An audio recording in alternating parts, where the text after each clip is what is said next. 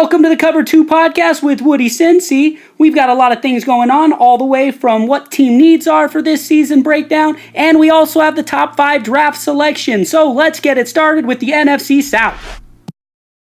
Welcome to the NFC South, home of last year's NFC champions and many of the strong quarterbacks with Newton, Winston, Breeze, Ryan. This division looks like they have great quarterbacks in the future.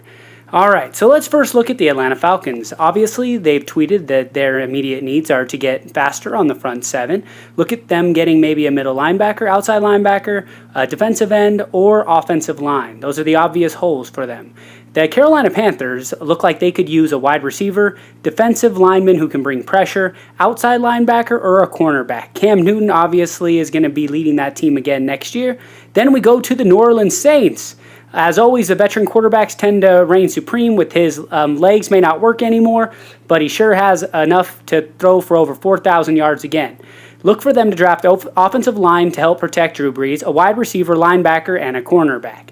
Then we finish with the Tampa Bay Bucks. Jameis Winston, Air V, obviously liking the Bucks, even though he had a disappointing season. Look for them to add some offensive line, defensive ends, cornerbacks, or outside linebackers. So that will conclude our look at the NFC South. Thank you for joining me.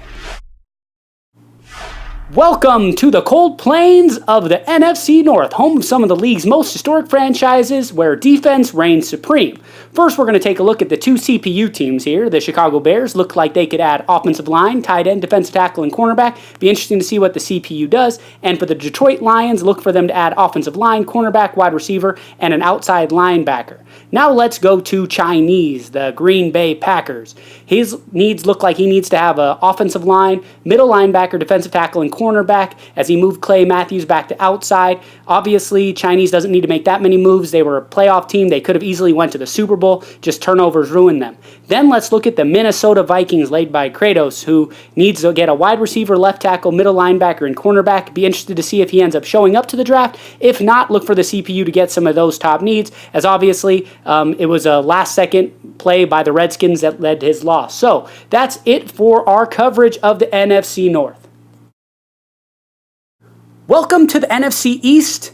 As of late, two of the most dominant teams in XCFL history, the Washington Redskins and the Dallas Cowboys. Those are the two teams we're going to spend the most time looking at. The Dallas Cowboys made waves when they traded for the first overall draft pick. Look for them to add a playmaker. Could be a wide receiver. Also could be one of those top cornerbacks that looks interesting for Jason to draft. Obviously, they could use a linebacker, maybe some of the help on the defensive line or a safety, but definitely look for Jason to add a playmaker with that pick. The next stop we'll be taking is the Philadelphia Eagles. Look for them to add some offensive linemen, maybe some playmakers on the wide receiver, a middle linebacker, or a cornerback. Obviously, Poseidon Chaos is our clown, does crazy things all the time. Look for him to maybe add some excitement by making some moves here as of late. The New York Giants, Zach, definitely look like they're going to be coming in to get into the playoffs going. Look for them to add offensive line, maybe a halfback here or there, a wide receiver or a middle linebacker. Outside of a leader in the middle of the defense, they look pretty set. So I'd look to get a star on the offensive end and take some of that pressure off ODB. Then look for get yourself with the middle linebacker in the second dot, lock it down, and that will set you through the fireworks. And finally, let's cover the Washington Redskins, who look like they're on the track to get a Super Bowl. They will not be drafting at all. They traded everything to get ready to go to make a Super Bowl run. Congrats on the second playoff appearance. Maybe Kirk Cousins is the quarterback of the future. Matt Jones should have been the MVP by most people's accounts. Crazy that it went to some quarterback that none of us even know of. So definitely look for the Washington Redskins. They added some linebackers already. They added some offensive line. They added playmakers. Definitely look for the Washington Redskins to get back into the playoffs and maybe make the chance at the Super Bowl. All right, that's it for the NFC East.